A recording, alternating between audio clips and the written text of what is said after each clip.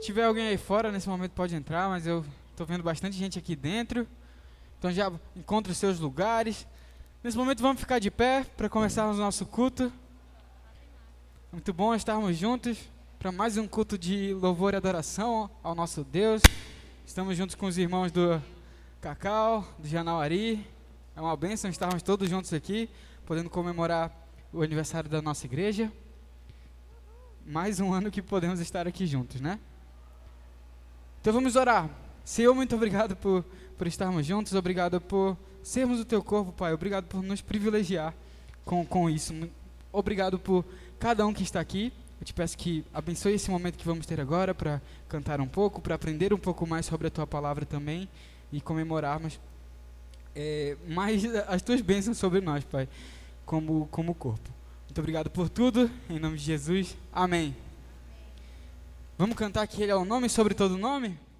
Amém? Amém. Então vamos. Bom,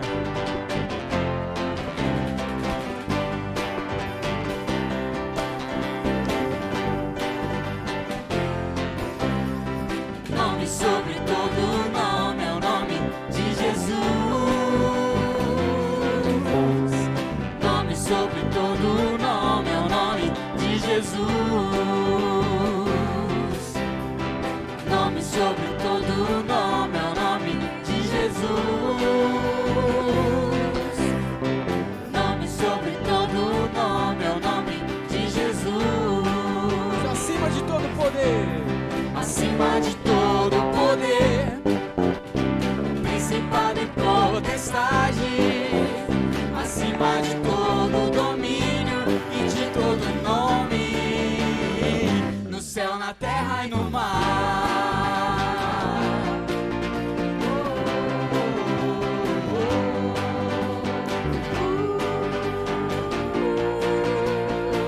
nome sobre todo nome. Nome sobre todo nome é o nome de Jesus. Nome sobre todo nome é o nome de Jesus. Nome sobre todo nome é o nome de Jesus. Nome sobre todo nome é o nome de Tribos Jesus. e raças virão, Tribos e raças virão na presença do Senhor. Línguas, povos e nações celebrarão o nome de Jesus. Oh, oh, oh, oh.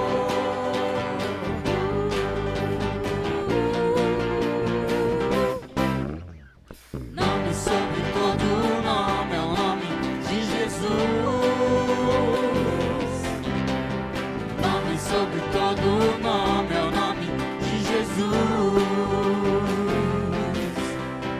Nome sobre todo nome é o nome de Jesus. Nome sobre todo nome, Jesus. amém. E que bom que nós temos um general que já venceu a guerra. É uma guerra que já está vencida. E que privilégio fazer parte da família desse general, fazer parte desse exército. Vamos cantar então? Senhor, marchamos sim, o seu exército poderoso é. Sua glória será vista em toda a terra. Vamos cantar o canto da vitória. Glória a Deus! Vencemos a batalha, toda arma contra nós perecerá. O nosso general é Cristo, seguimos os seus passos, nenhum inimigo nos resistirá. O nosso general é Cristo, seguimos os seus passos, nenhum inimigo nos resistirá. Pelo Messias, Marchamos sim em suas mãos, a as chaves da vitória que nos leva a possuir a terra prometida. Vamos cantar o canto da vitória. Glória a Deus!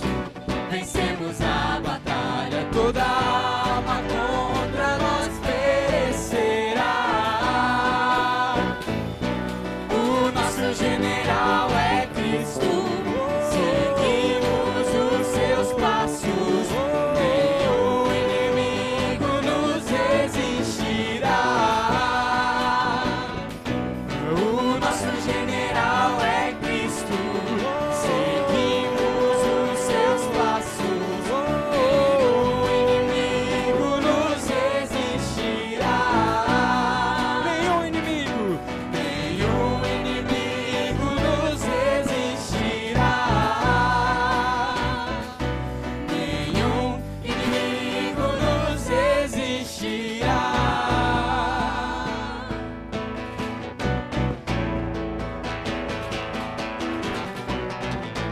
Hey!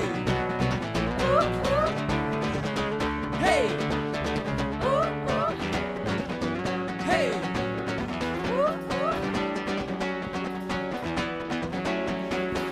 Esse é um tempo de guerra, estamos em tempo de guerra. Guerra que Cristo nosso general, guerra que Cristo nosso general venceu o exército inimigo por nós. Esse é um tempo de guerra. Esse é um tempo de guerra. Estamos em tempo de guerra. Guerra que Cristo nosso general, guerra que Cristo nosso general venceu o exército inimigo por nós. Então não devemos nos intimidar, nem nos amedrontar, nem baixar nossas armas espirituais que servem para destruir os dardos de Satanás. Nossa guerra não é contra homem algum, nem contra a carne ou sangue, mas contra o diabo e todos seus anjos que operam nas regiões celestiais. O nosso general é valente, varão de guerra, leão de Judá. Com ele entraremos no forte do inimigo e livraremos os cativos de lá. O nosso general é valente, varão de guerra, leão de Judá. Com ele entraremos no forte do inimigo e livraremos os cativos de lá. E livraremos os cativos de lá. E livraremos os cativos de lá.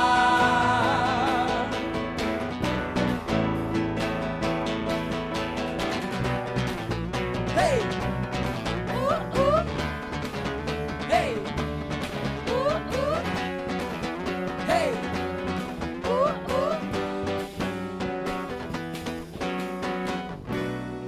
Amém. E que bom que antes nós tínhamos uma dívida que não podíamos pagar. Mas Jesus, Ele riscou a cédula dessa dívida.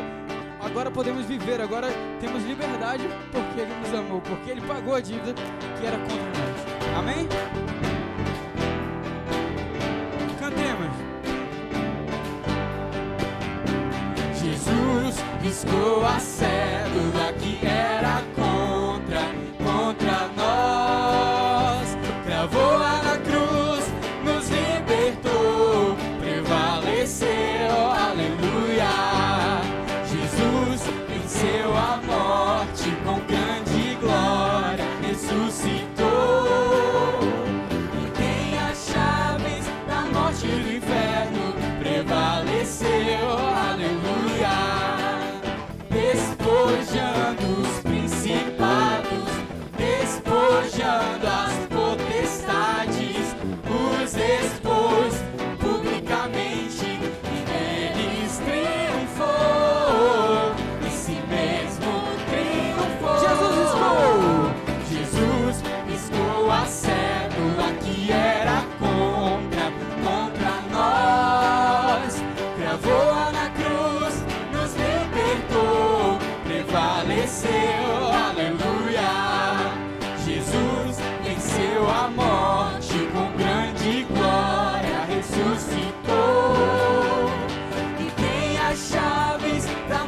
do inferno prevaleceu, aleluia.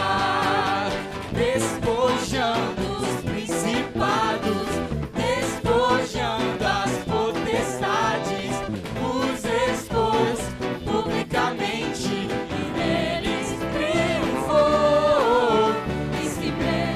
Para terminar, Jesus venceu a morte. Jesus venceu a morte com grande glória, ressuscitou e tem as chaves da morte e do inferno. Prevaleceu, aleluia. Prevaleceu, aleluia. Amém. Boa noite a todos, podem se assentar um pouquinho. Nesse momento, como nós temos nos propostos, vamos fazer a nossa... Calma, ei, sai. Proclamação do Evangelho. Então, como nós temos nos proposto, como eu acabei de falar, toda vez que nós nos reunimos publicamente, é necessário que nós nos lembremos do que nos une como igreja, qual é esse Evangelho que submeteu a nossa carne de pecado para trazer uma nova glória, uma nova natureza em Cristo Jesus, sendo reconciliado por Ele. Didaticamente, a gente poderia dividir ou separar o Evangelho de Jesus Cristo em 5 pontos: criação, pecado, justiça, misericórdia e salvação. Na criação, quando nós vamos acompanhando o relato de Deus em Gênesis, nós vemos que a terra era sem forma e vazia e não existia absolutamente nada. Mas o Deus completamente poderoso, pelo poder da sua palavra, criou todas as coisas. Deus criou o céu, Deus criou o mar, Deus criou os animais para habitar nesses ambientes. E Deus foi criando tudo, e toda a sua criação, a partir, quando Ele terminava, Ele exclamava que tudo era bom.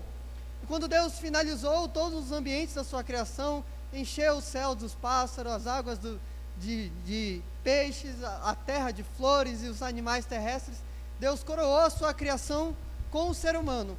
O ser humano é a imagem e semelhança de Deus. Só o ser humano que era capaz de representar a Deus, cuidando de toda a criação.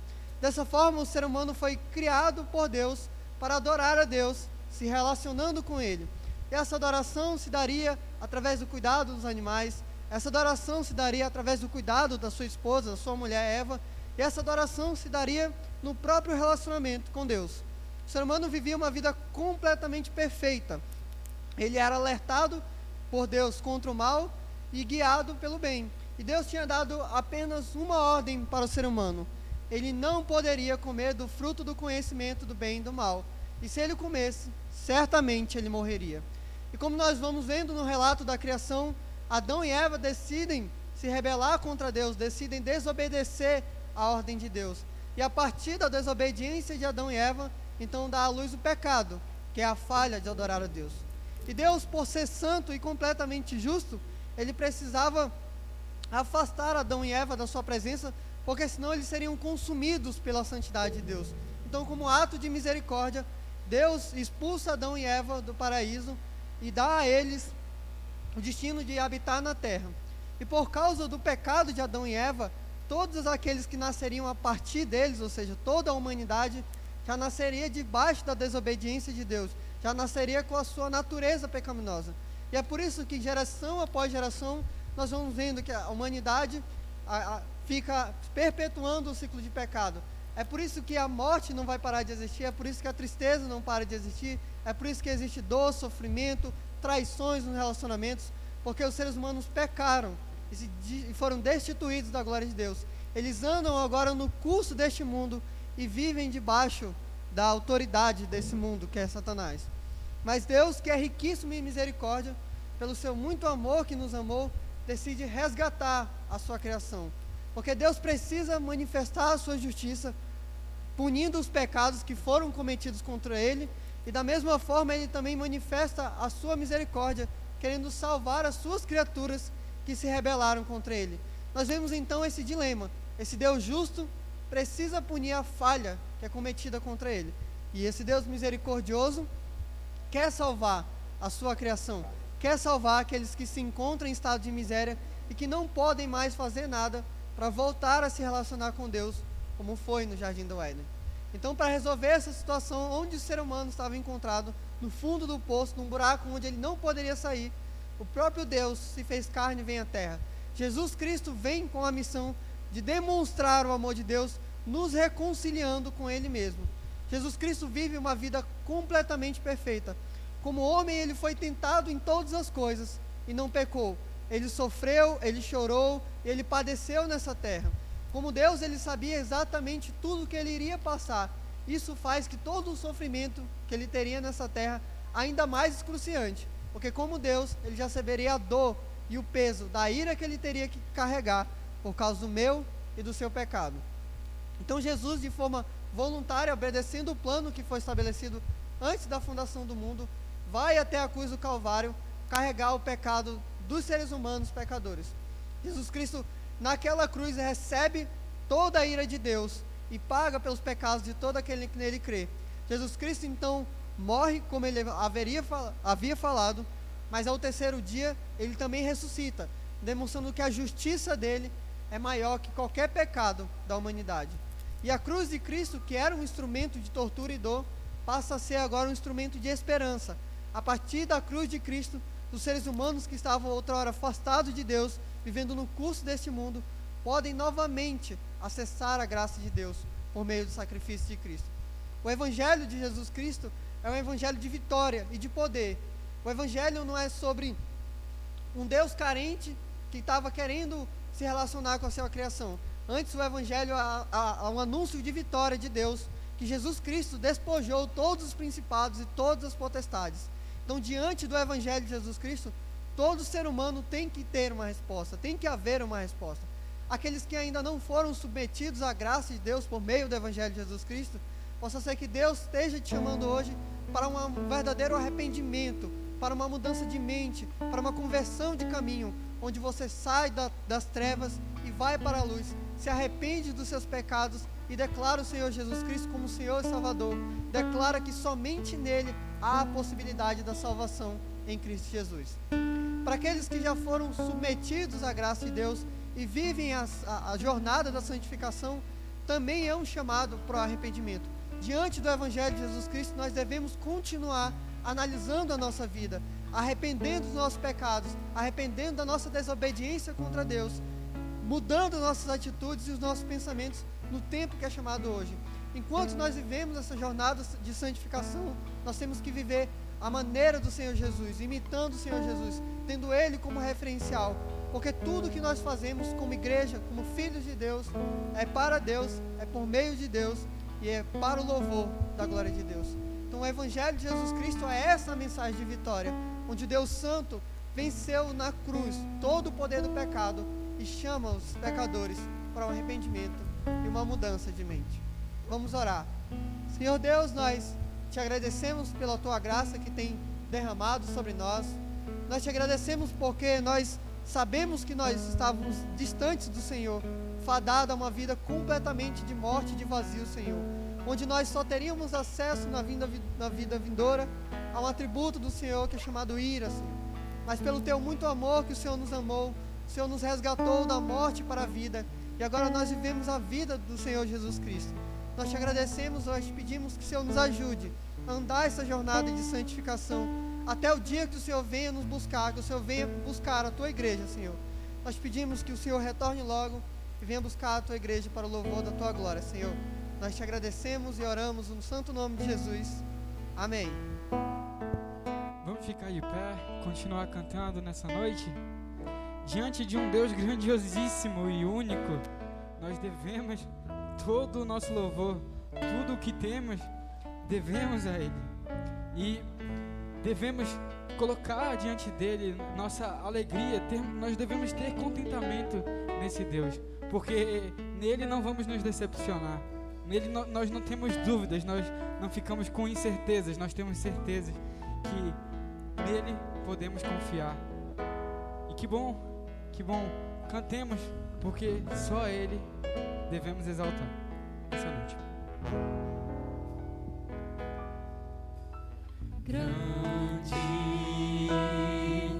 é o Senhor e muito digno de louvor.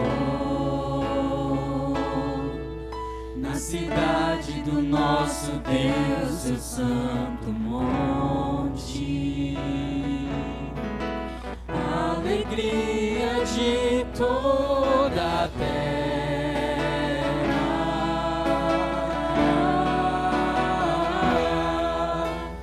grande é o Senhor em quem nós temos a vitória, que nos ajuda contra o inimigo. Por isso diante dele nos prostramos.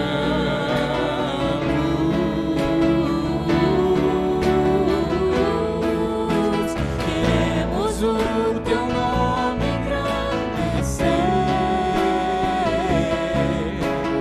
e agradecer-te por tua obra em nossas vidas.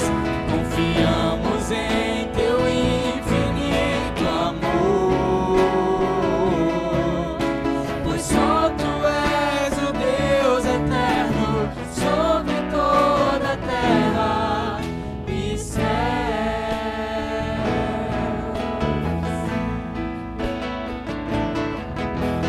Grande é o Senhor e muito digno de louvor, na cidade do nosso Deus, seu santo monte. Alegria de toda a terra,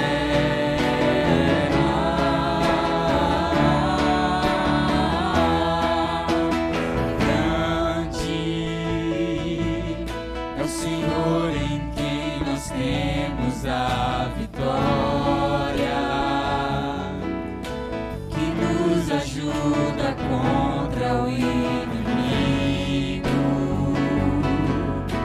Por isso diante dele nos prostramos.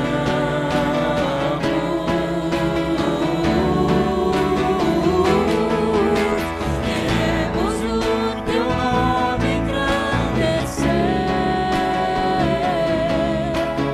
e agradecer-te por tua obra em nossas vidas. Confiamos em teu infinito amor, pois só tu és o Deus eterno sobre toda a terra. Cantemos, e céus. queremos o teu nome engrandecer. Queremos o teu nome engrandecer e agradecer-te por tua obra em nossas vidas. Confiamos em teu infinito amor, pois só tu és o Deus eterno Sobre toda a terra e céu, pois só tu és o Deus, Pois só tu és o Deus eterno sobre toda a terra e céu. pois só tu és o Deus eterno. Pois só tu és o Deus eterno sobre toda a terra e céus.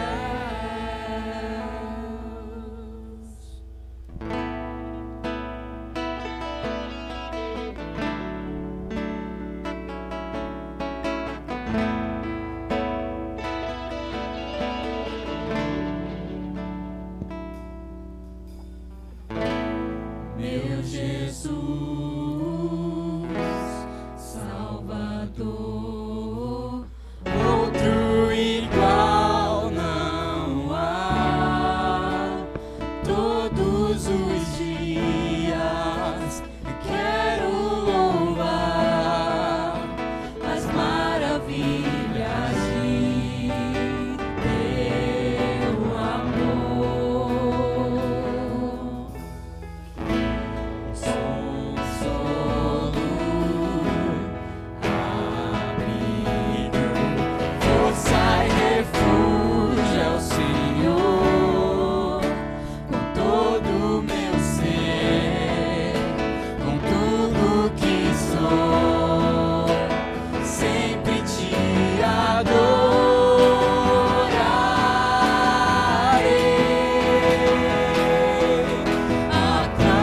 ao Senhor toda a terra e cantemos poder, majestade, louvores ao Rei. Montanhas se prostrem e rujam os mares ao som de teu nome. Alegre te louvo por teus grandes feitos. Firmado estarei, sempre te amarei. Incomparáveis são tuas promessas pra mim.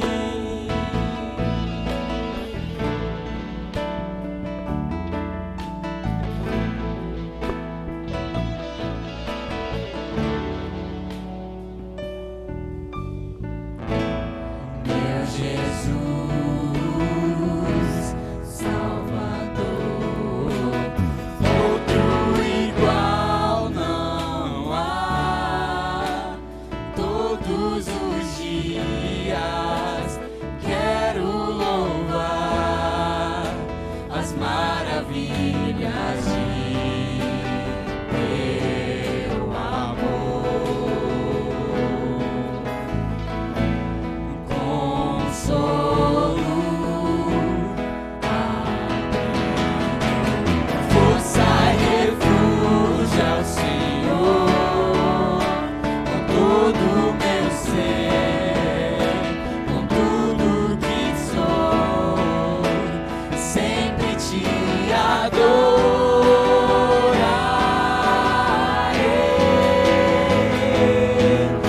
Aclame ao Senhor toda a terra e cantemos poder, majestade, louvores ao Rei.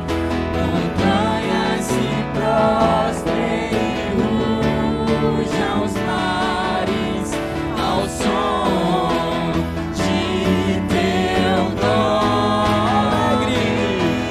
Alegre te louvo por teus grandes feitos. Firmado estarei, sempre te amarei. Incomparáveis são tuas promessas. Incomparáveis são tuas promessas. Incomparáveis são tuas promessas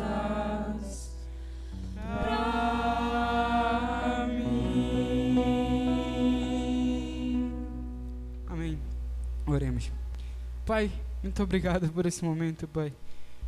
Como é bom estarmos juntos, como é bom podermos juntos te louvar, Pai, e engrandecer o Teu nome, que possa ser assim todos os dias das nossas vidas, não só aqui nesse templo, como durante a rotina que o Senhor nos tem dado durante a nossa semana, que possamos estar, inclusive, cada vez mais juntos.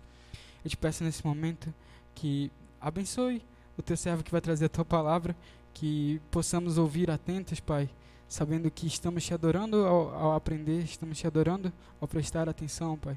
Então que nesse momento o Senhor possa nos ensinar aquilo que o Senhor tem para nós. Muito obrigado por tudo. Em nome de Jesus, amém.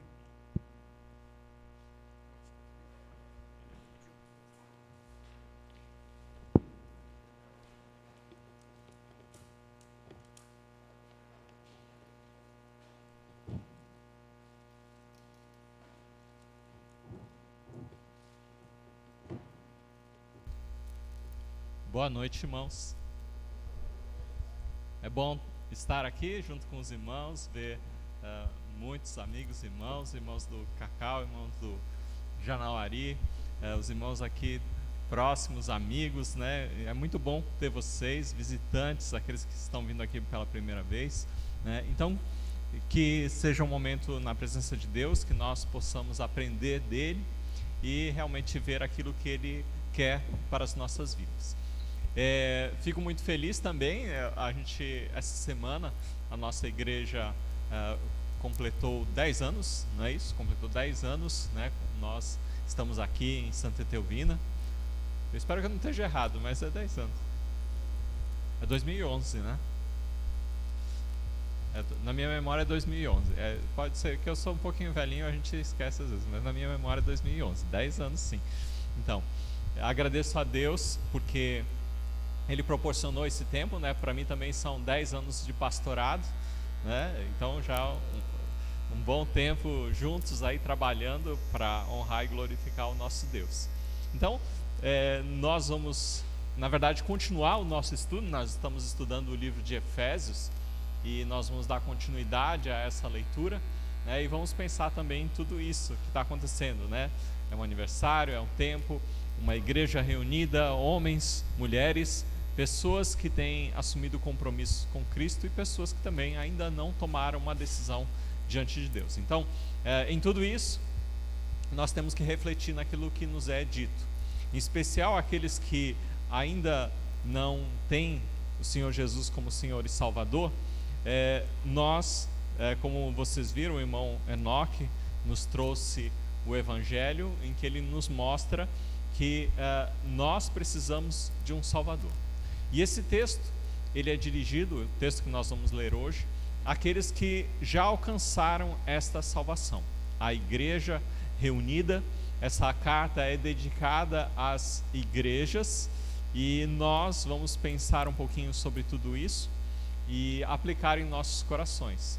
Eu chamo a atenção daqueles que ainda não têm a Cristo, que naturalmente Deus chama todo ser humano a uma decisão, a um posicionamento diante de Deus. Então nós esperamos que você um dia possa tomar uma decisão e se colocar ao lado de Deus, porque Deus nos chama para reestabelecer a adoração e o estado de harmonia que existia desde o princípio, tá certo? É evidente que nós vivemos num mundo cheio de pecado e de maldade e de injustiça, mas é neste mundo que Deus nos ensina como devemos viver, tá bom? Então, Efésios, capítulo 6, versos de 10 a 13, é o que nós vamos estar lendo hoje à noite, para meditarmos, para pensarmos em nossos corações quais são os nossos passos e atitudes que devemos ter diante de Deus, tá bom? Então, Efésios 6:10, ele começa assim: no demais, irmãos meus, fortalecei-vos no Senhor e na força do seu poder. Revesti-vos de toda a armadura de Deus, para que possais estar firmes contra as astutas ciladas do diabo. Porque não temos que lutar contra a carne e o sangue, mas sim contra os principados, contra as potestades, contra os príncipes das trevas deste século, contra as hostes espirituais da maldade nos lugares celestiais. Portanto, tomai toda a armadura de Deus, para que possais resistir no dia mau, e havendo feito tudo, ficar firmes. Oremos. Senhor Deus e Pai, nós te agradecemos porque estamos aqui em tua presença para aprender de ti, para viver agora segundo o teu ensinamento e não viver mais segundo a nossa maneira de viver que nós vivíamos antes, mas que te pedimos que esta igreja, através do teu Santo Espírito, possa compreender a tua verdade e que cada um de nós possa ensinar segundo a tua verdade também, Senhor. Te pedimos essas coisas em nome do seu Filho amado Jesus Cristo. Amém, Senhor. Nós precisamos entender que nós, em especial os cristãos, pertencemos a um mundo espiritual e ao mundo natural, onde nós estamos. As forças que o texto nos indica, que ameaçam os cristãos a progredirem num caminho de vida, ou no caminho da vida, originam-se não só no contexto humano, ou seja, não só nas relações humanas existem ameaças para aqueles que andam no caminho de Deus, mas, sobretudo, nos poderes ou nas hostes sobrenaturais da maldade. Então, nós temos enfrentamentos não somente nesse mundo, nas coisas que se revelam através das pessoas, mas nós também temos enfrentamentos num contexto do sobrenatural e naquilo que é toda a maldade e todas as hostes das trevas da maldade que existem. Tá? Somos atacados por forças e a nossa ingenuidade e a nossa força humana, o nosso próprio esforço,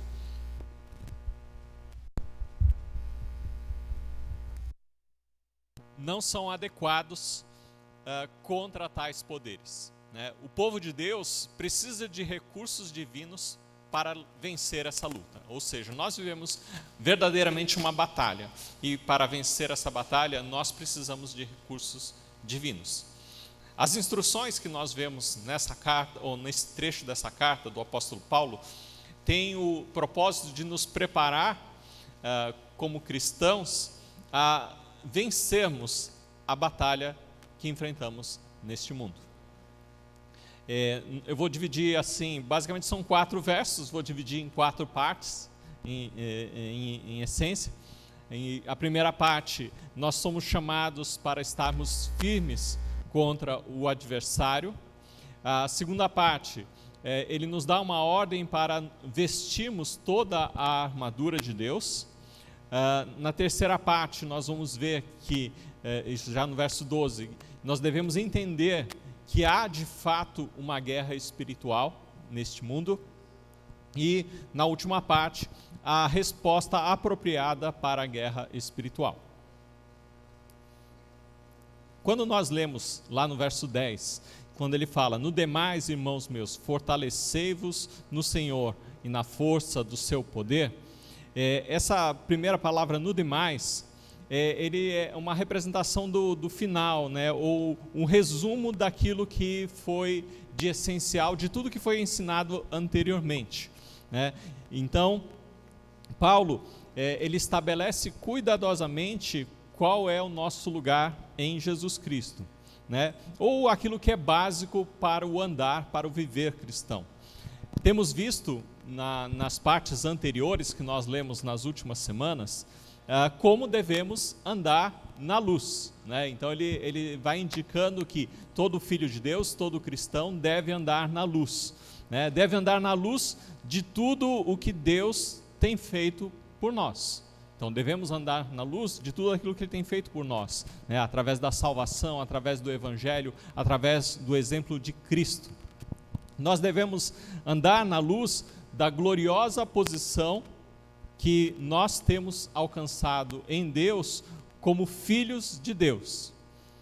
Nós devemos andar na luz do plano maravilhoso de Deus, desde a eternidade, quando Ele criou todas as coisas, e da qual nós nos tornamos participantes através de Jesus Cristo. Nós devemos andar na luz do plano de crescimento e amadurecimento que Ele dá a cada um dos seus filhos. Nós devemos andar na luz da conduta que Deus chama cada crente a viver. Então, há uma conduta, há uma maneira pela qual nós devemos viver. E Ele também nos chama a andar na luz de que há uma batalha em nosso caminhar em Cristo. Então, nós enfrentamos batalhas. Essas batalhas, elas são relativas a todas as dificuldades que nós enfrentamos nesse mundo. Muitas por culpa dos nossos próprios pecados e muitas também por conta de todo o mundo espiritual que compete contra o Filho de Deus para que ele não permaneça no caminho. E aí ele continua, né? Fortalecei-vos no Senhor e na força do seu poder. Um sentido de fortalecer-se para crescer, porque todo aquele que é chamado por Deus para vivenciar uma fé, ele é chamado a crescer. Não é apenas algo que eu agora vou ser crente e agora já não faço mais o que era antes, mas é um viver, um crescer, um amadurecer, né? Dia a dia, aprender e vivenciar todas essas coisas que Deus nos ensina através das Escrituras, né? E ele fala que os componentes essenciais para esta guerra, para esta batalha do viver cristão, ele em dois aspectos, né? Então os componentes essenciais é ser fortalecidos e revestidos para a guerra espiritual. Então ele nos chama a dois aspectos ou dois pontos que são essenciais para participarmos dessa guerra, né? E é evidente que todo aquele que participa da guerra, ele não vai sem preparo, né? E eu imagino que uma vez que você é chamado por Deus, né, você tem sido chamado por Deus para participar da família de Deus, você também é chamado para participar dessa guerra. Mas ninguém vai para a guerra sem preparo, né? Ninguém vai para a guerra simplesmente vou lá, né, e vejo o que acontece. Todo soldado é preparado. Então, nesse sentido, todos nós somos preparados no crescimento, na fé, no conhecimento das coisas de Deus, no vivenciar as coisas de Deus, né? Porque a fé não é desprovida de ação. Então, nós cremos e por isso nós fazemos, né? Então, há uma ação que é decorrente daquilo que nós cremos, tá certo? E tudo isso é na força do poder de Deus, né? A força, ela tem a ideia de uma ação, né? Uma ação, e a ideia é que nós continuamos sendo fortalecidos pelo Senhor, né? E a origem da força não está em nós, a origem da força está em Deus. Então, nós somos fortalecidos na força do seu poder. Então, quem fortalece o ser humano? Deus. É Ele quem nos fortalece. Então, Ele é a origem da força, tá certo? A origem da força para mim vencer o pecado não está em mim, está em Deus. E o poder é o exercício dessa força. O poder é aquele que contém o poder e exerce essa força em nós. Então, quando nós vimos lá em Efésios 1:19, né, nós vimos que o apóstolo Paulo ora para que eles, os irmãos em Cristo de Éfeso, ou a todos os cristãos, ele ora para que sejam iluminados para entenderem a sobreexcelente grandeza do poder de Deus e percebam a operação da força do seu poder pela fé, né? Então a gente viu isso no capítulo 1, verso 19. E no capítulo 3, 16, ele orou novamente para que nós fôssemos fortalecidos com poder pelo Espírito, né? Nesse verso, a ênfase não é um novo poder. A ênfase está no uso da força que os cristãos agora possuem pela união com Cristo. Uma vez que nós estamos unidos com Cristo, há uma força, há um poder que opera para que nós possamos ser fortalecidos para vencer as batalhas que nós enfrentamos nesse mundo. E aí quando ele fala fortalecei-vos na força do seu poder, ele está querendo dizer que nós devemos crescer continuamente na força do poder de Deus, né? Ou continuem crescendo, né? É um incentivo para que o Filho de Deus não se satisfaça com a sua maneira de viver ou o seu conhecimento ou a sua sabedoria, entre aspas. Todo aquele que é chamado por Deus deve buscar continuamente estar crescendo. Não importa a sua idade, seja você jovem, você tem que procurar crescendo, seja um mais maduro, ele tem que procurar crescer, né? Da mesma maneira, não é porque eu sou pastor, eu posso pensar que eu sei todas as coisas. Eu tenho que continuar crescendo na força do poder de Deus, continuamente. Todos nós precisamos ter um compromisso de crescimento, tá certo? Mas esse crescimento é em Deus e quem opera o crescimento é Deus, tá certo? Bom, pensando em tudo isso, né, esse crescimento, né, ele se desenvolve na nossa caminhada com Deus, ele também se desenvolve na realidade do Evangelho e na realidade da igreja. Então, é na igreja que nós temos a oportunidade de crescer, é na anunciação do Evangelho, é no vivenciar o Evangelho, é na nossa caminhada cristã que nós crescemos, né? Então, não existe crescimento se eu acho que eu posso viver fora da igreja. Não existe crescimento se eu descarto o Evangelho da minha vida, né? E se eu descarto praticar as coisas que nos são ensinadas através das Escrituras. Então, o cristão cresce nessas coisas. E onde o cristão falha? Onde ele desperdiça a força do poder de Deus que atua sobre ele, né? Geralmente o cristão ele desperdiça nas suas muitas conversações, né? Brincadeiras tolas, piadas, né? Em todas essas coisas nós desperdiçamos, né? Nós desperdiçamos também quando procuramos companhias equivocadas para as nossas vidas, né? Ou o julgo desigual, como fala as Escrituras, né? Nos associando com o incrédulo, né? Ou aquela união com as trevas, né? Eu vou me unir com aquele que não quer buscar as coisas de Deus, com aquele que quer fazer só o mal. Então, a união com as trevas. Nada disso, né, ajuda no crescimento. Isso desperdiça, né, a sua força, não a força de Deus, porque a força de Deus não é em vão, né? Mas você desperdiça a sua força. Também o ser humano desperdiça a sua força no amor ao dinheiro, ou aquele sentido de buscar uma carreira profissional, de amar mais estas coisas do que buscar a Deus, né? Também desperdiçamos a nossa força quando nós procuramos o respeito das outras pessoas. Eu quero ser reconhecido, ou eu quero ter uma imagem, quero ser famoso e as pessoas olharem para mim e me verem como uma referência, né? Então esse desejo de respeito ou de uma imagem de si também é desperdício da sua própria energia, né? Também a gente pode ver nos dias de hoje que muitos desperdiçam a sua força com entretenimentos, né, ou diversões que não trazem nada de piedoso para a sua vida, que não são de piedade nem de amor. Então, a verdade é que, no fim das contas, todos aqueles que têm dúvidas, não têm entendimento da palavra de Deus, ou têm atitudes equivocadas com relação à palavra de Deus, eles desperdiçam a sua força como cristãos, né, e não permitem a atuação de Deus em sua vida. Da mesma maneira que Deus nos chama ao crescimento, Ele também nos dá uma ordem para vestir toda a armadura de Deus. E isso implica na responsabilidade de vestir. Porque Deus prepara toda a armadura e nos dá a ordem de vestir. Mas nós temos a responsabilidade de vestir essa armadura de Deus. Por isso ele fala no verso 11, revesti-vos de toda a armadura de Deus, para que possais estar firmes contra as astutas ciladas do diabo.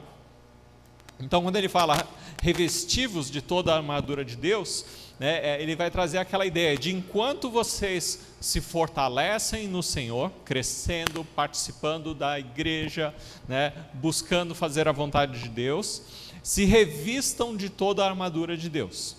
Deus nos manda para a batalha com tudo o que necessitamos à nossa disposição.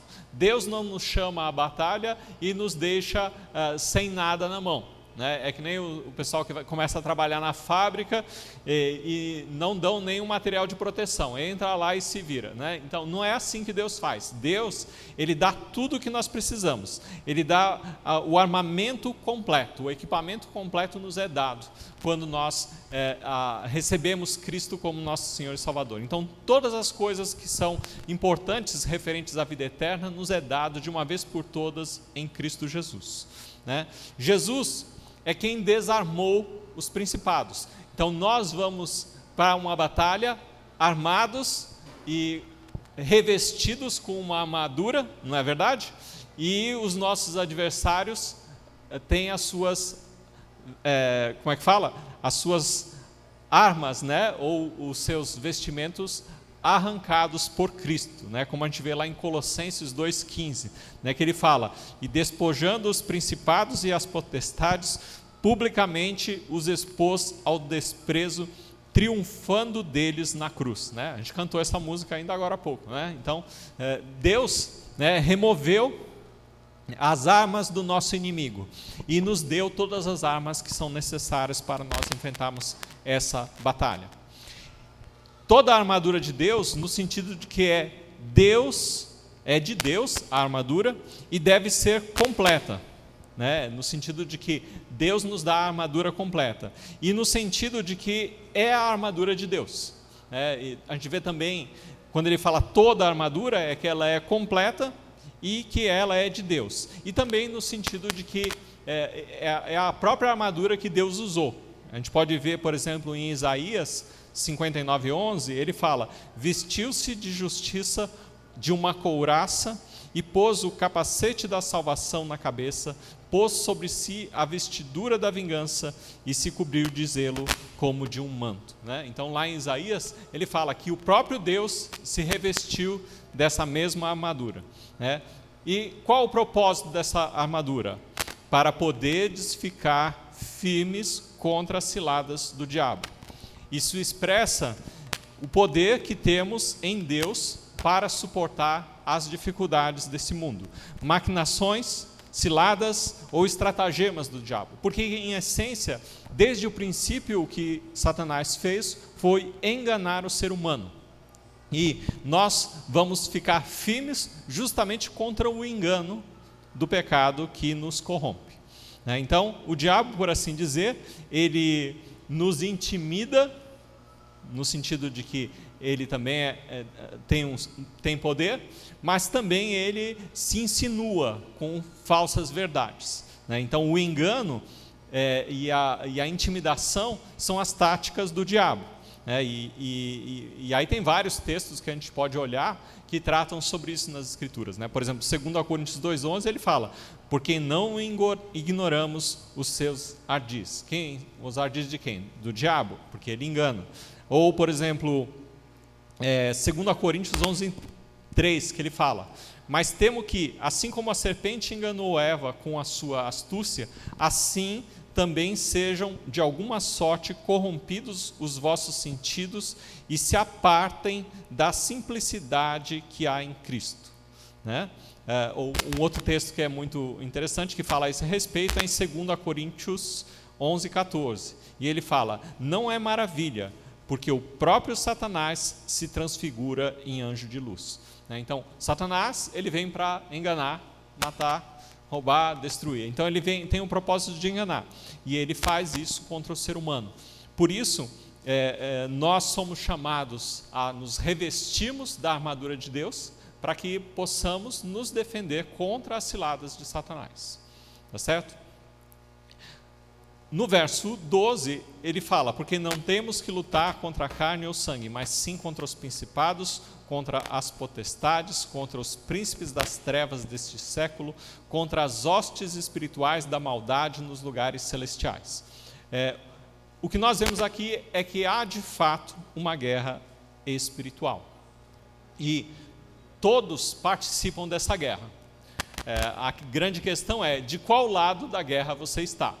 Tá certo? Há aqueles que têm sido chamados por Deus e têm ouvido o chamado de Deus e têm se submetido a Deus, que estão do lado de Cristo, o lado vencedor, e tem aqueles que não querem tomar partido ou aqueles que já se posicionaram contra Deus. Tá certo? Então, estes estão do outro lado, porque não tem em cima do muro. Aqui não tem abstenção, né? No reino de Deus não tem abstenção. No reino de Deus, ou é de Deus ou não é de Deus, né? Então não há abstenção. Ou você participa do reino de Deus, ou você é inimigo do reino de Deus. E nessa guerra você está de um dos dois lados, né? Como eu falei anteriormente, quem está do lado de Satanás já está desarmado, porque Cristo já removeu as armas dele. Agora, quem está do lado de Deus recebe a armadura. A recomendação dele é que use a armadura. É esse sentido. Você tem que ter a responsabilidade de se revestir. Porque a nossa luta não é contra a carne ou sangue, e sim contra os principados e potestades. você é chamado a se revestir da armadura de Deus para lutar não contra a carne ou sangue. Paulo nos chama a uma batalha espiritual. Nós participamos de uma batalha espiritual. E nossos adversários são os principados e potestades que estão no plano, que não estão, no plano carnal. Eles estão num outro plano.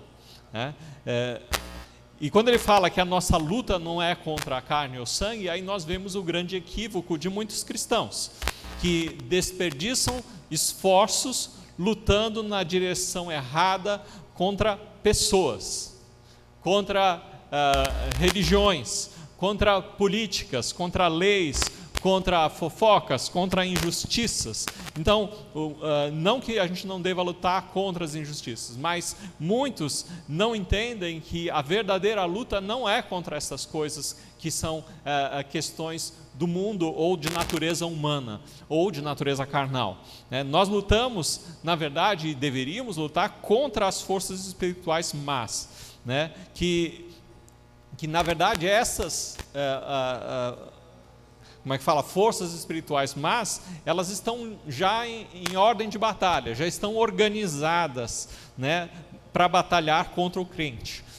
Então, nós precisamos de recursos divinos, por isso que nós precisamos da oração, nós precisamos da fé, nós precisamos da esperança, nós precisamos do evangelho para lutar contra essas coisas. Se somos filhos de Deus, nós temos batalhas e precisamos de recursos divinos. Sem recursos divinos, ninguém vai conseguir vencer. Tá certo? E nós podemos ver o sentido disso lá em 2 Coríntios 10, 3 e 4, quando ele fala que, porque andando na carne, não militamos segundo a carne, porque as armas da nossa milícia não são carnais, mas sim poderosas em Deus para a destruição das fortalezas. Ou seja, as nossas armas são armas espirituais, nós não lutamos com armas carnais. Então, a luta contra o pecado que nós enfrentamos no nosso viver cristão aqui nesse mundo, não é uma luta onde nós vamos enfrentar pessoas, tá certo? Nós enfrentamos, poderes espirituais, tá certo? E é contra esses poderes espirituais que nós lutamos. E nós dependemos de Deus para essa luta, porque essa luta não se ganha com a nossa força, elas se ganham com o poder de Deus. Esses principados e potestades, esses dominadores, os príncipes das trevas deste século, as hostes espirituais da maldade nos lugares celestiais.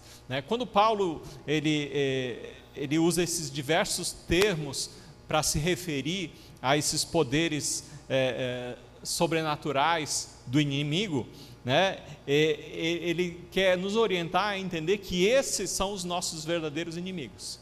E muitas vezes nós vivemos e pensamos que o nosso inimigo está ao nosso lado, mas verdadeiramente ele não é o nosso inimigo, não são as pessoas que estão ao nosso redor que são os nossos inimigos. O verdadeiro inimigo, ele está em outro padrão, em outro nível, ele está em outro lugar. Nós enfrentamos um poder invisível que controla esse mundo.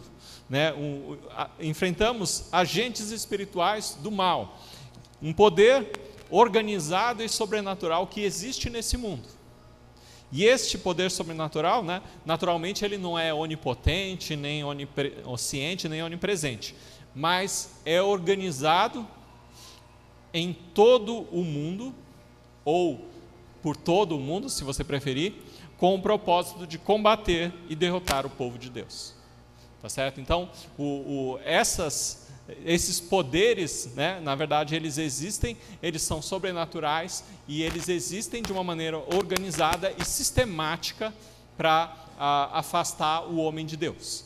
E esses poderes agem em qualquer coisa que você tenha acesso. Eles podem usar a internet, podem usar a televisão, podem usar o jornal, pode usar a revista, pode usar o seu vizinho.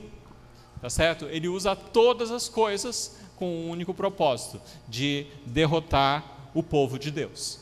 Tá certo? E por isso nós devemos entender que nós não lutamos contra estes, mas nós lutamos contra o grande adversário de Deus.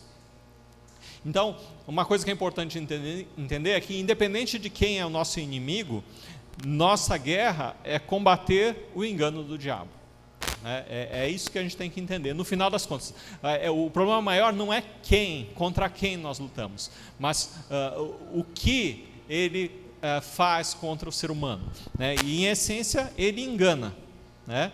Então todas as forças espirituais nos combatem de maneira organizada e debaixo das ordens de Satanás. Eles são organizados, mas o menos importante é quem eles são, mas é saber o que eles fazem, né? E de uma maneira geral eles querem te afastar do caminho de Deus. Eles vão querer te enganar, vão te contar mentiras a respeito de Deus. Vão dizer que talvez essa maneira de viver, de estudar a Bíblia não é a maneira certa. Talvez ele vai dizer para você que participar da igreja não é a maneira certa de crescer espiritualmente. Quando na verdade o que Deus manda é o contrário, é que nós estejamos na igreja para crescermos.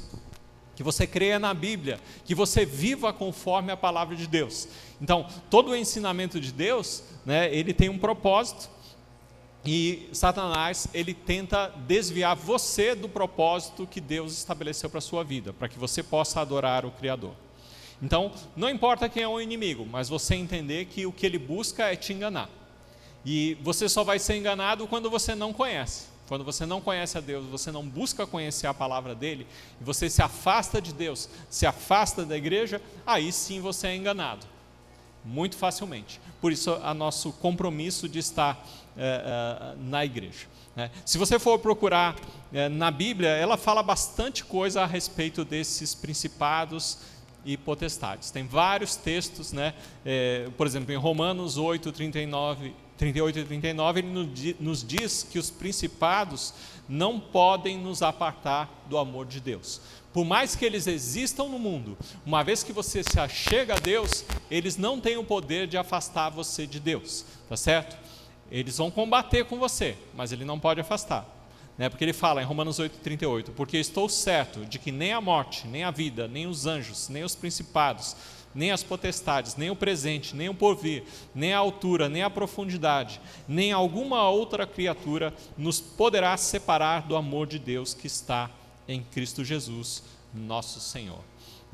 Em Efésios, como nós lemos, né, há algum tempo atrás, Efésios 1:20, aliás, a gente leu há pouco tempo, ele nos diz que Jesus está no trono dos céus, né, acima dos principados e potestades. Ele fala assim, em Efésios 1:20, que manifestou em Cristo, ressuscitando dos mortos e pondo a sua direita nos céus, acima de todo principado e poder e potestade e domínio e de todo nome que se nomeia, não somente neste século, mas também no vindouro. Então, Cristo está acima de todo poder e potestade que há na terra.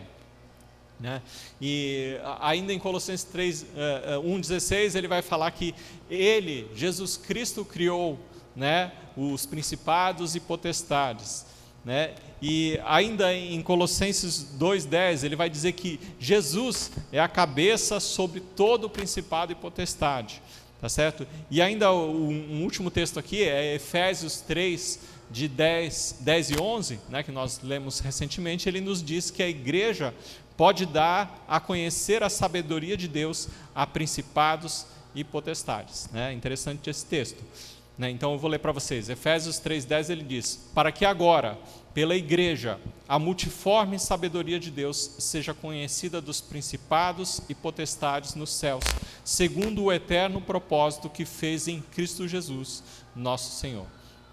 Então, à medida que nós vamos lendo as Escrituras, nós vamos percebendo que é do conhecimento de Deus que existem essas forças e poderes, é do conhecimento de Deus que elas existam, é do conhecimento de Deus também que elas são necessárias nesse mundo, para que o propósito de Deus se cumpra e aqueles que não conhecem a Deus possam se achegar a Deus, e aqueles que conhecem a Deus andem nos caminhos de Deus. Tá certo? Porque ele permite a ação desses poderes e potestades justamente para o seu povo permanecer fiel a Deus.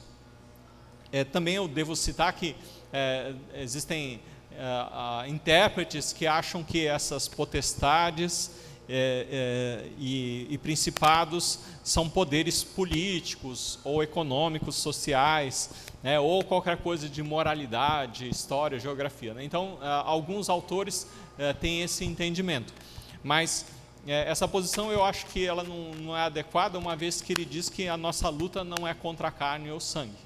E eu imagino que esses poderes, sejam governos políticos, econômicos ou sociais, né, sejam qualquer outra coisa dessa, elas são poderes carnais. E sendo poderes carnais, não é contra isso que nós combatemos. Bom, e qual é a resposta apropriada para o Filho de Deus diante dessas coisas? Diante desta guerra espiritual que existe, onde nós temos aqueles que creem no Evangelho e estão de um lado da batalha, e aqueles que não creem no Evangelho que estão do outro lado da batalha, né? Então, ele fala, portanto, tomai toda a armadura de Deus, para que possais resistir no dia mau, e havendo feito tudo, ficar firmes. Portanto, tomai toda a armadura de Deus, né? Essa declaração ele simplesmente é o propósito da guerra espiritual e da armadura de Deus, né? Então, ela é uma declaração do propósito destas coisas, né? Porque nós podemos perceber que há uma concentração de poder nas mãos dos nossos inimigos, e por isso, como há poder nas mãos do inimigo de Deus e do povo de Deus, o povo de Deus deve tomar para si, né, se apropriar da armadura que Deus te dá em Cristo Jesus. A outra coisa é que ele fala, para que possais resistir, né, no sentido de que sem o poder de Deus e a proteção da armadura espiritual, é impossível estar firme contra os ataques dos inimigos espirituais, né? Porque sem a armadura de Deus, sem o poder de Deus, ninguém vence o mal. Certo? Cristo venceu o mal, porque Ele é Deus e Ele é a própria fonte de poder, né? E Ele é a própria armadura de Deus. Mas nós, os filhos de Deus, nós os que cremos, né, nós precisamos desta proteção. Sem essa proteção não vencemos o mal. E aí ele continua, para que possais resistir no dia mau, né? Para que possais resistir no dia mau, e havendo feito tudo, ficar firmes, né? Então, isso nos descreve que utilizamos o poder de Deus e a armadura de Deus, né? E a ideia que nós precisamos utilizar, né? E que o dia mau é o momento em que nós vamos precisar dessas coisas, né? O dia mau também sugere um dia determinado, que o mal pode nos atacar, tá certo? Mas também parece se tratar de um tempo especial de conflito, né, que vem em nossas vidas, porque às vezes nós temos momentos em nossas vidas que parece que todas as coisas vão bem, e tem outros momentos que surgem conflitos em nossas vidas, né? Então o dia mau é nesse sentido, né? Eu sei que existem autores que dizem que esse dia mau é o dia do juízo, tá certo? Mas aqui eu penso que ele vai mais na linha do Salmo 41, que fala que o Senhor o livrará no dia do mal, né? Aquele que, bem-aventurado aquele que cuida, né? O Salmo 41, ele fala, bem-aventurado o homem que cuida do que tem necessidade, né?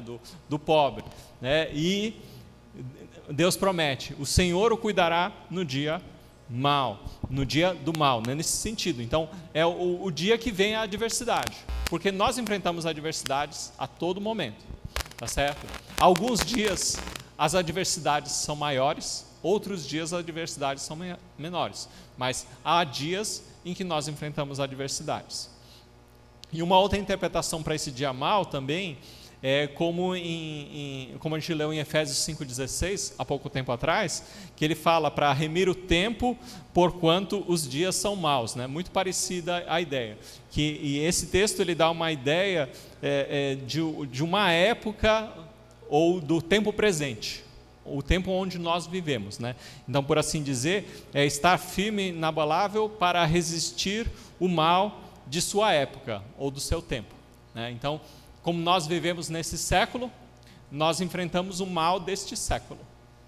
E o mal desse século ele se apresenta de diversas formas, não apenas como um adversário, né, mas ele se apresenta de diversas maneiras, seja doenças, seja a pandemia, seja os meios de comunicação que nos afastam de Deus, sejam os prazeres desse mundo. O fato é que, seja no dia da adversidade, ou seja no tempo em que vivemos, nós precisamos permanecer inabaláveis, ou seja, precisamos estar firmes, né? Firmes.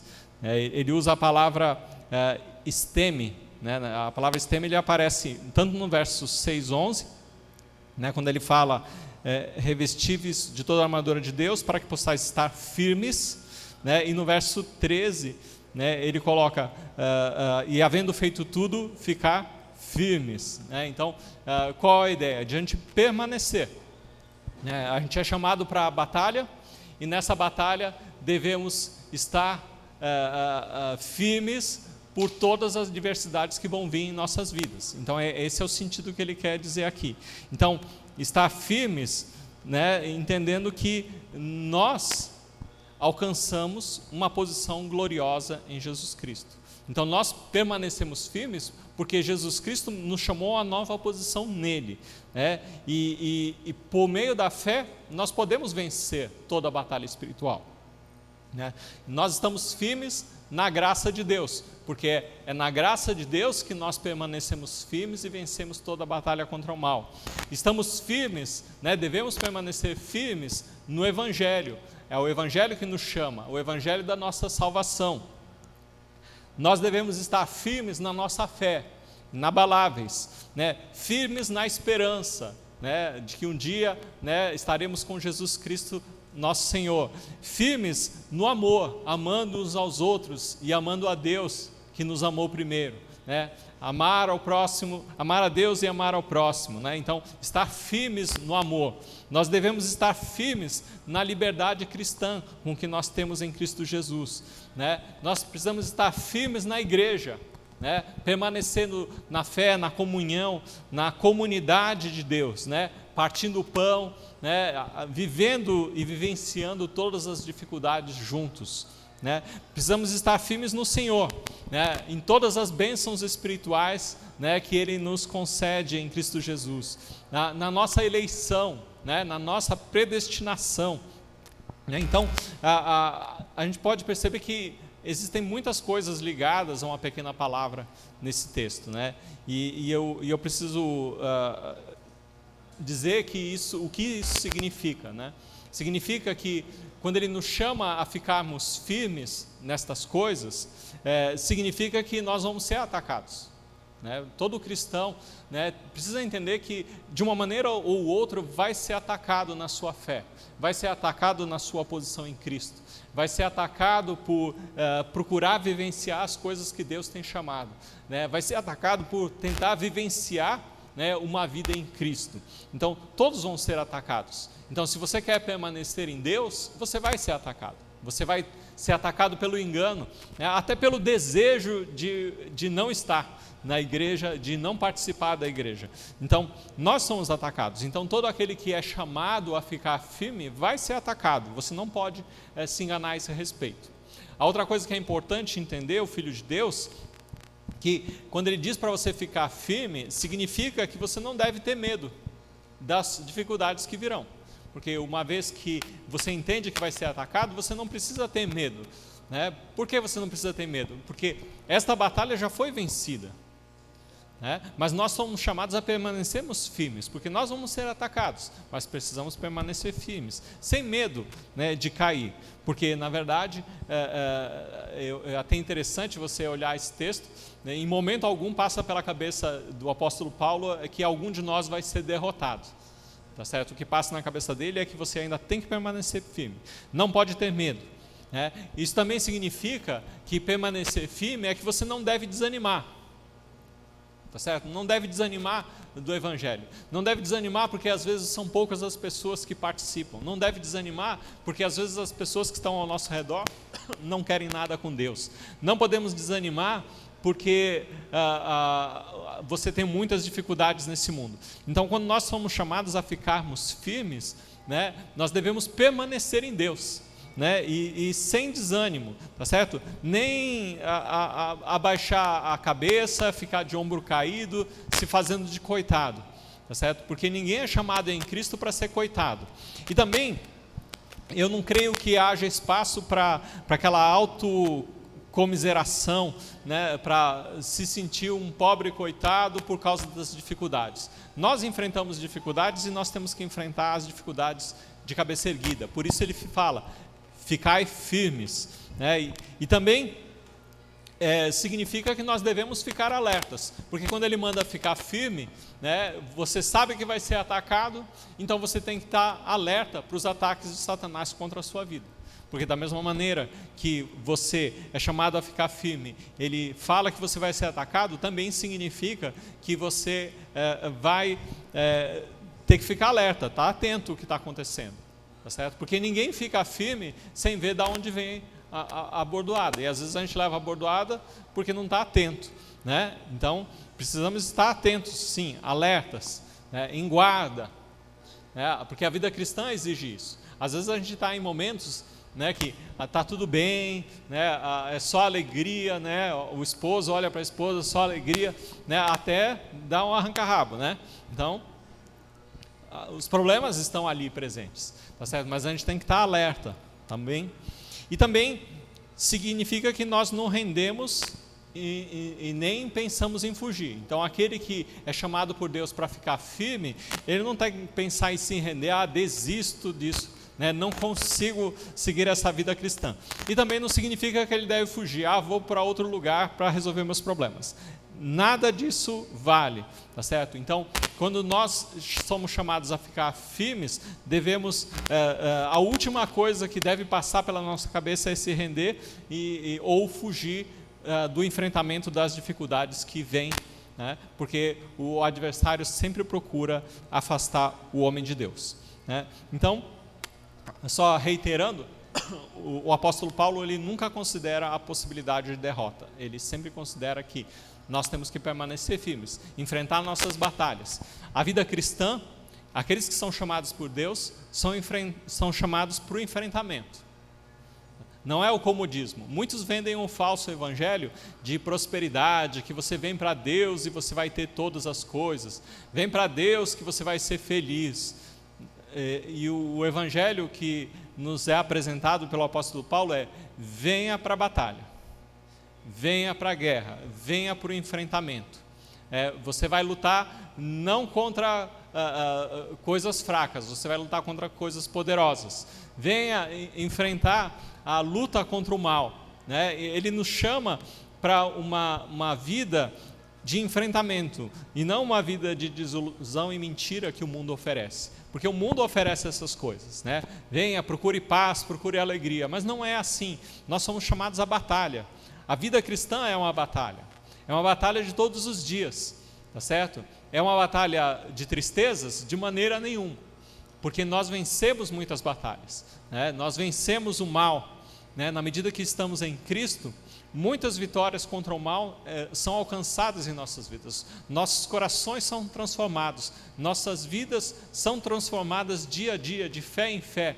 Momento a momento Deus transforma as nossas vidas, né? E eu falo isso com convicção, não é da boca para fora, porque realmente Deus transformou minha vida, certo? Deus operou uma transformação e é nesse sentido que nós temos que ter o entendimento, que Deus transforma as nossas vidas. Eu sei que meu coração continua pecador, eu sei que meu coração ainda há o mal, tá certo? Mas como ele fala, a nossa batalha não é contra a carne, não é eu lutando contra o mal que há dentro de mim que eu vou alcançar a vitória, não, de maneira nenhuma. A vitória contra o mal é alcançada por Deus, tá certo? E Ele apenas me manda crescer, me fortalecer nele e me revestir de toda a armadura de Deus. Esta é a ordem de Deus, né? E o revestir-se, né, é entender que quem dá a vestimenta e a vitória contra o mal é Deus, e que eu tenho a responsabilidade de me revestir da maneira adequada, com todo o traje, com o traje completo, com toda a armadura de Deus que Ele nos dá, né? Nas próximas semanas a gente vai estar falando sobre essa armadura de Deus, né? O que compõe essa armadura, né? Mas no entendimento geral, apenas esses dois elementos são importantes, que você deve sim, né, lutar essa luta, fortalecendo-se dia a dia no Senhor e revestindo-se de toda a armadura de Deus. Eu entendo que o Filho de Deus, ele tem a mensagem muito clara do que ele deve fazer.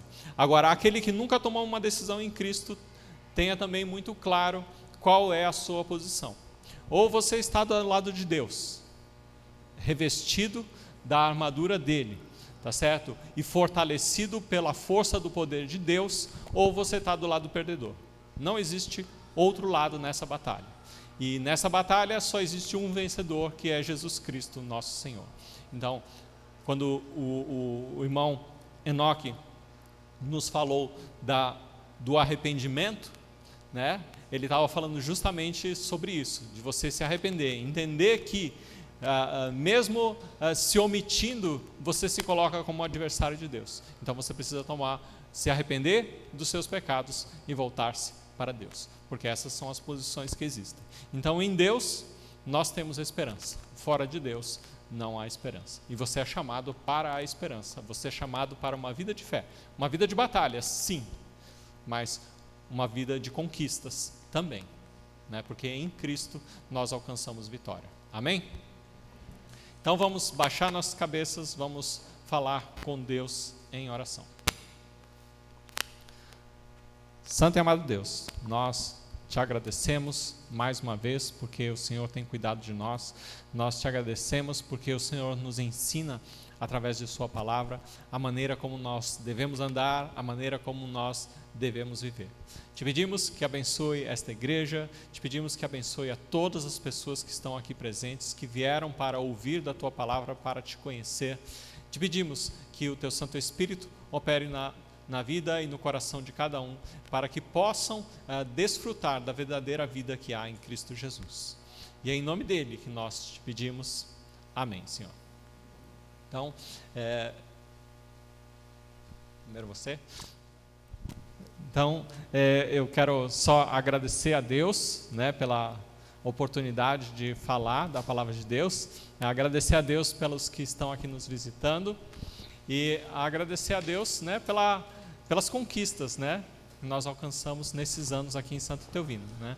A gente depois talvez vai cantar um parabéns, eu não sei como foi organizado aqui, né, a gente vai cantar um parabéns para a igreja, né, no sentido de que a gente completa mais um ano. Mas, acima de tudo, quero agradecer a Deus, porque é Ele quem nos trouxe aqui, né, e é Ele quem nos tem dado as vitórias em nossas lutas.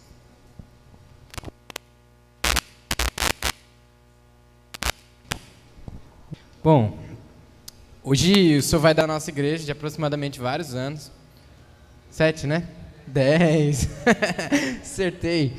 Então, 10 anos, e aí a gente tem ali no final aquele comes e bebes. O que nós vamos fazer agora, se você nos visita, é que nós... Então, né, permaneçam sentados aí. Eu não vou botar vocês com de os pé. cintos afivelados. Os cintos afivelados, que agora é o momento e o carro vai partir. Então, meus amigos, né, como a gente foi falado, né, todos vocês estão aqui, então, que bom Deus ter permitido nós estarmos juntos. Então, como a pregação foi falada, que Paulo diz, não chamou para nós a ficar ali de boinha, né, mas sim a trabalhar. Então, nós temos tarefas, temos trabalhos e... Então, para você que nos visita, vou estar passando alguns avisos. E para você que é membro daqui da igreja, né, todos os domingos eu tenho falado, que nós somos esquecidos. E aqui eu lembro também, né, de dar os avisos, e é uma lembrança que todos possam estar atentos aos avisos. E no domingo, no domingo aqui, hoje, né, esse horário às 18h30, é o culto para toda a família, onde nós estamos reunidos, todos os membros, os visitantes, e todos aqueles que queiram estar participando, né? E na quarta-feira, aqui também no Templo Central, a gente tem uma reunião, um estudo, e às 19 horas, e a gente está estudando o livro de Atos, Atos 19. E no sábado, né, a gente tem uma programação dos jovens, o pastor Jonatas, o que tem nos ensinado, né, e o tema é não se turbe o vosso coração. É como eu tenho falado, né, você que tem coração, né, será convidado a estar participando no sábado, né? Aquele que não tem, também esteja aqui junto.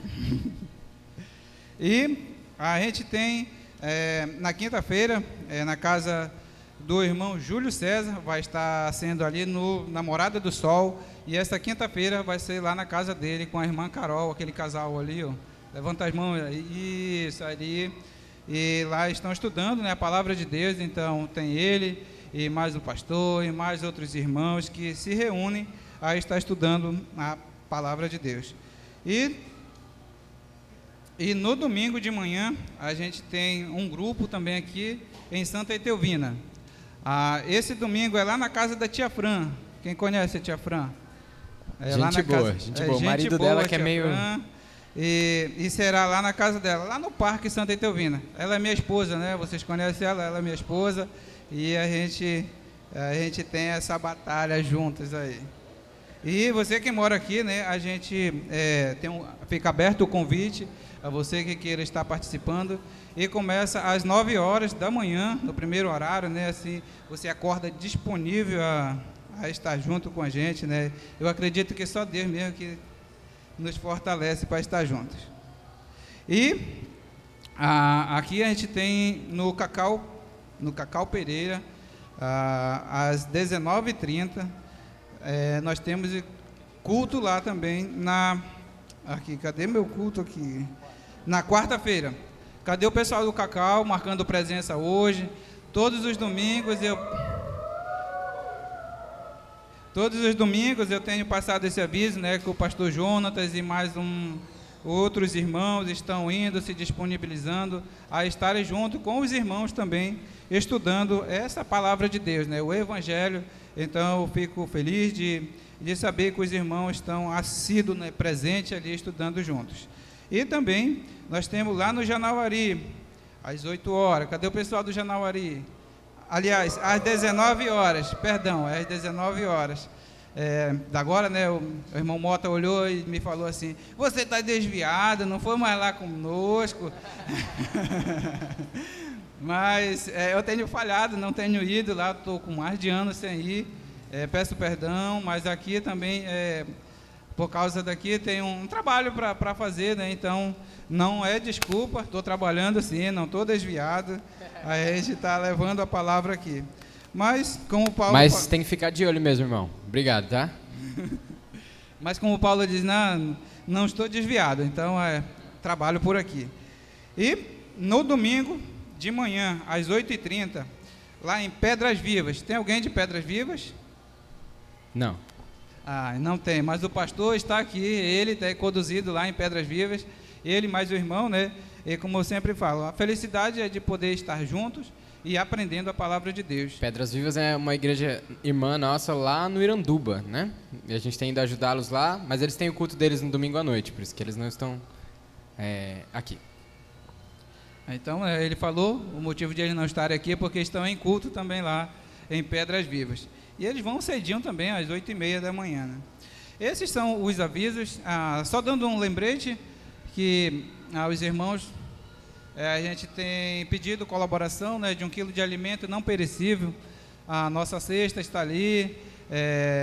E se nós temos a capacidade de ajudar um outro irmão, um outro próximo. Então, traga. Será bem aceito, será bem-vindo. O alimento, o quilo de arroz, o quilo da farinha que você está trazendo aí.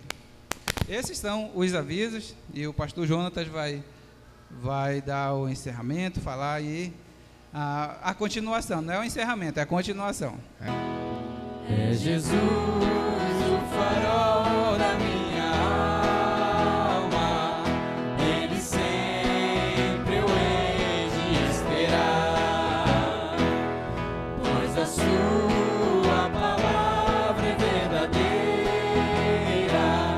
e a sua graça é sem par. Que tua luz brilhe como dia,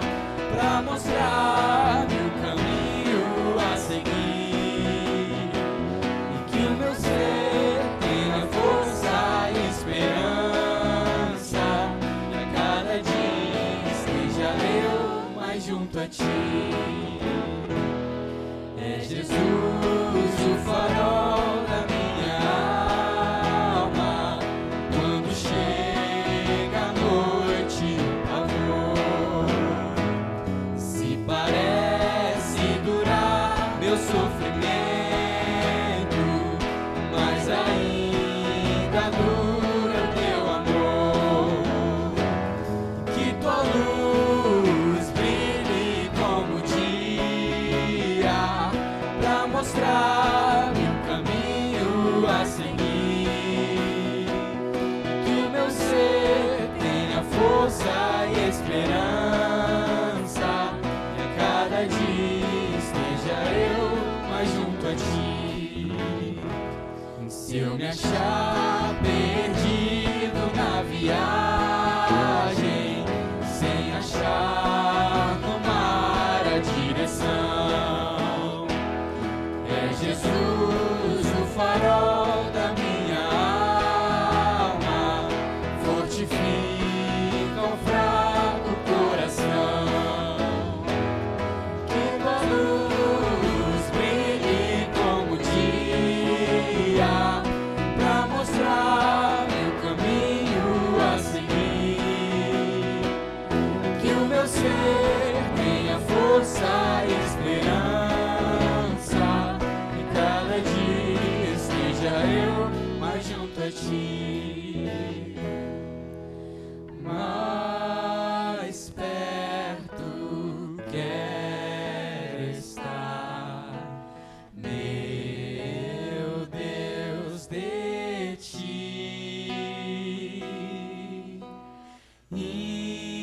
Ainda que seja dor que me una a ti,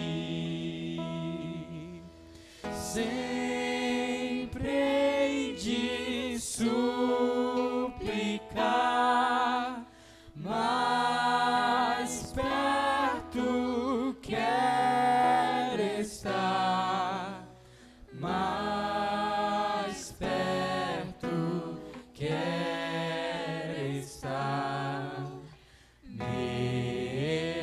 Deus, de ti.